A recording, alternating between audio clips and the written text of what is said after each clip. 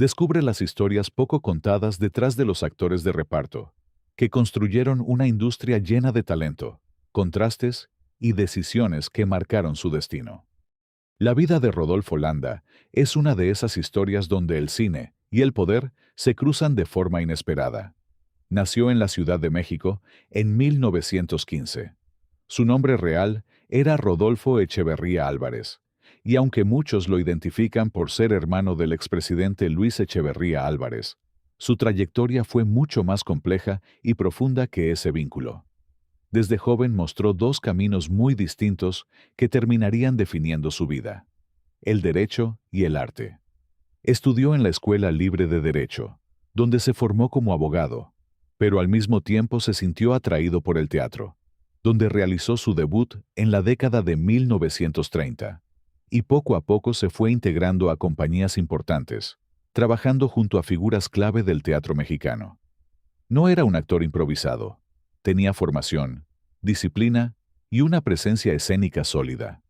Esa base lo llevó después al cine, donde participó en decenas de películas durante los años dorados de la industria mexicana.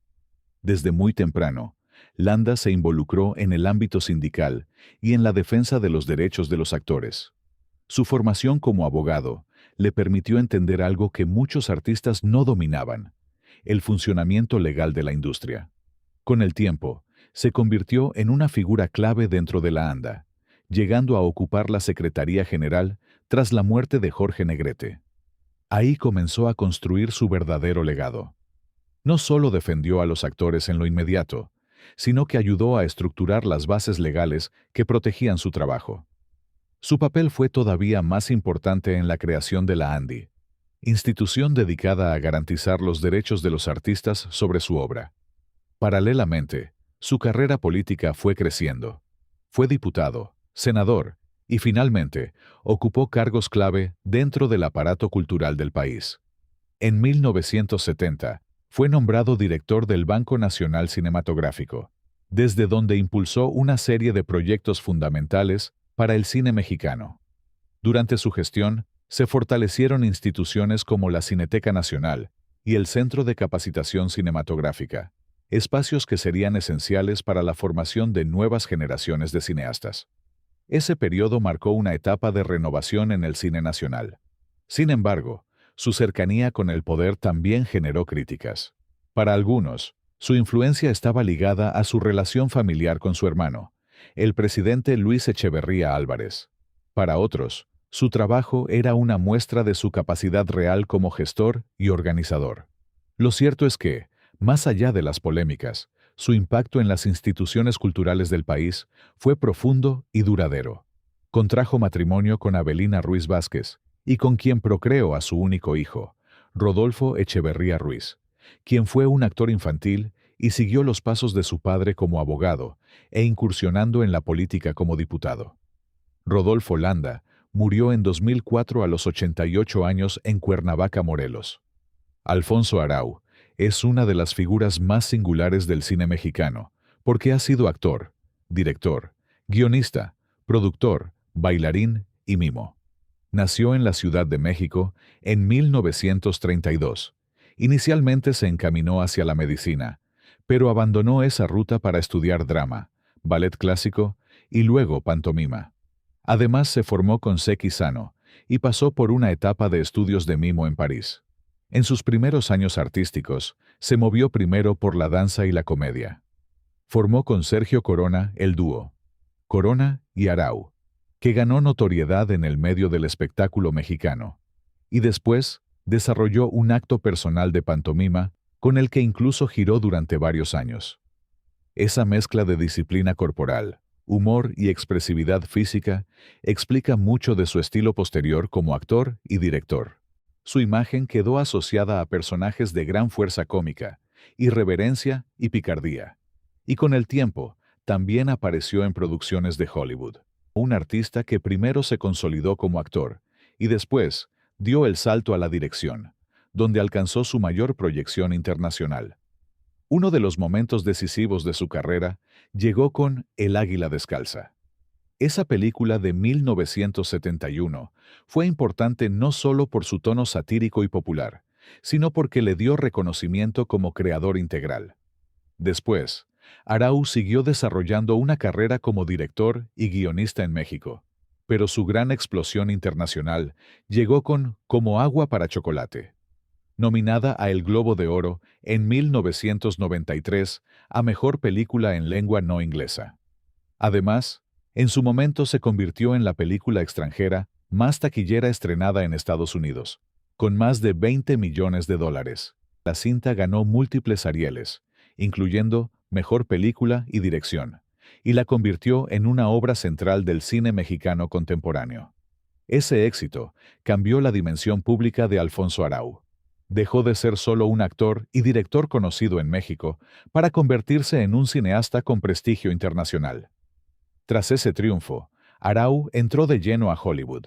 Su siguiente gran paso fue Un paseo por las nubes en 1995, protagonizada por Keanu Reeves, Aitana Sánchez Gijón y Anthony Quinn. La película fue un éxito comercial, recaudando $91 millones. Fue la confirmación de que Arau podía dirigir producciones internacionales sin perder del todo su estilo melodramático y visualmente exuberante. En cuanto a su vida personal, se casó 5 veces. Su matrimonio con la escritora Laura Esquivel es el más conocido, ya que ambos colaboraron artísticamente. Ella escribió para cine, y él dirigió adaptaciones de sus textos. Tuvo 8 hijos. Los más conocidos son Sergio Arau, músico, cineasta y artista plástico; Fernando Arau, comediante y conductor. Recibió la medalla Salvador Toscano al mérito cinematográfico en 2015 y hoy, con 96 años, Alfonso lleva una vida tranquila dedicado a la filantropía y siendo cuidado por sus seres queridos. Jorge Che Reyes, cuyo nombre real era Jorge Reyes Silveira, nació en 1907 en Buenos Aires, Argentina, pero su destino terminó ligado profundamente al cine mexicano. Su llegada a México estuvo marcada por una oportunidad clave, ya que el actor Arturo de Córdoba, a quien conoció en su país natal, lo invitó a probar suerte en una industria que en ese momento comenzaba a vivir uno de sus periodos más importantes. Antes de consolidarse en el cine, Che Reyes formó parte de caravanas artísticas y espectáculos itinerantes, donde adquirió experiencia en el escenario y desarrolló un estilo natural, con un toque cómico que más adelante sería una de sus principales características. Ese contacto directo con el público fue su verdadera escuela, permitiéndole adaptarse con facilidad a distintos tipos de personajes. Su debut cinematográfico ocurrió en 1941 con la película La Liga de las Canciones, un proyecto en el que incluso participó como guionista, lo que demuestra que no solo tenía talento frente a la cámara, sino también una inquietud creativa dentro de la industria. A partir de ese momento, comenzó a integrarse de forma constante al cine mexicano, especialmente durante los años 40 y 50, participando en una gran cantidad de producciones. Aunque rara vez ocupó papeles protagónicos, su presencia fue constante en el cine de la época de oro. Compartió pantalla con figuras como Cantinflas, Pedro Infante, Tintán, Joaquín Pardavé y Pedro Armendáriz, formando parte de ese grupo de actores de reparto que, sin acaparar la atención principal, resultaban esenciales para dar ritmo, humor y vida a las historias. Su estilo, cercano y versátil, le permitió participar en más de 70 películas, consolidándose como un rostro familiar para el público. Entre sus trabajos más recordados se encuentran participaciones en películas como Yo bailé con Don Porfirio, Calabacitas tiernas junto a Tintán, y diversas comedias que reflejaban el estilo característico del cine mexicano de la época. Su capacidad para integrarse a distintos géneros, especialmente la comedia, lo mantuvo vigente durante varios años. Además del cine, también incursionó en el teatro y más adelante en la televisión, donde llegó a conducir programas, ampliando así su presencia en el medio artístico. Sin embargo, fuera de la pantalla, su vida tomó un rumbo distinto. En algún momento, logró reunir una buena fortuna gracias a su trabajo, la cual decidió invertir en negocios como centros nocturnos y restaurantes. Pero la falta de experiencia en el ámbito empresarial y algunas malas decisiones lo llevaron a perder gran parte de ese patrimonio. Intentó recuperarse con nuevos proyectos, pero las dificultades económicas persistieron, marcando una etapa complicada en su vida. Sus últimos años transcurrieron lejos del reconocimiento que alguna vez tuvo en el cine. Finalmente, falleció en 1985 en la Ciudad de México, a los 78 años de edad. José Torbay, cuyo nombre completo era José Yáñez Torbay, nació en 1909 en Victoria de Durango, y con el paso del tiempo se convertiría en uno de esos rostros constantes del cine mexicano que, aunque pocas veces ocupaban el papel principal, resultaban fundamentales para dar vida a cada historia. Construyó su trayectoria desde los papeles de reparto, interpretando personajes muy variados que iban desde policías, inspectores y militares, hasta comerciantes, extranjeros o figuras de carácter más pintoresco. Esa versatilidad fue una de sus mayores fortalezas, ya que le permitió adaptarse a distintos géneros y trabajar de manera constante en una gran cantidad de películas. A lo largo de su carrera, compartió pantalla con figuras importantes del cine mexicano como Pedro Armendáriz, María Félix y Dolores del Río, participando en producciones destacadas como Enamorada en 1946, donde interpretó al maestro Apolonio Sánchez, y Las Abandonadas en 1945. También trabajó en el cine de comedia junto a Cantinflas, en Por mis pistolas en 1968, lo que demuestra su permanencia dentro de la industria durante varias décadas. Uno de los aspectos más interesantes de su trayectoria es que también formó parte de producciones internacionales. Participó en películas como El tesoro de la Sierra Madre en 1948, una cinta de gran reconocimiento dirigida por John Huston, así como en otros proyectos estadounidenses filmados en México durante los años 50. Esto le permitió ampliar su presencia más allá del cine nacional, algo que no todos los actores de reparto lograron en esa época. Falleció en 1973 en la Ciudad de México, cerrando una carrera amplia y sólida que lo dejó como uno de los actores de reparto más representativos de su generación. Con el tiempo, su nombre puede no ser el primero que viene a la mente al hablar de la época de oro, pero su participación en numerosas películas lo convierte en parte esencial de ese periodo, demostrando que el cine no solo se construye con grandes figuras, sino también con aquellos actores que, desde la constancia, lograron dejar una huella duradera. Florencio Castelló fue uno de esos actores que, sin ser protagonista principal, logró convertirse en un rostro muy reconocible dentro del cine mexicano. Nació en 1905 en Sevilla, España, y su vida cambió por completo con el estallido de la Guerra Civil Española, ya que, como muchos artistas de su generación, se vio obligado a abandonar su país. Primero, llegó a Argentina, donde continuó trabajando en el teatro, y años después, en 1939, arribó a México, un país que en ese momento vivía el auge de su industria cinematográfica y que terminaría convirtiéndose en su hogar definitivo. Antes de consolidarse en el cine, Florencio Castelló ya tenía una base sólida en el teatro, lo que le permitió adaptarse con facilidad a distintos personajes. Su acento andaluz, lejos de ser una limitación, se convirtió en su sello distintivo. Gracias a esto, comenzó a interpretar personajes españoles, cantineros, comerciantes y figuras populares que aportaban autenticidad y color a las historias. Esa personalidad tan marcada lo llevó a integrarse rápidamente al cine mexicano, especialmente durante las décadas 40, 50 y 60.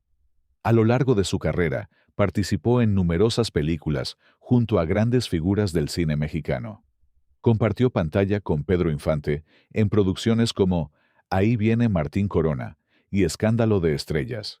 Y también trabajó con Cantinflas en El Padrecito en 1964, donde interpretó a un cantinero, uno de los tipos de personajes que mejor dominaba. Su presencia en pantalla, aunque muchas veces breve, era suficiente para dejar huella gracias a su estilo natural y su forma de hablar. Además del cine, Florencio Castelló también incursionó en otros medios.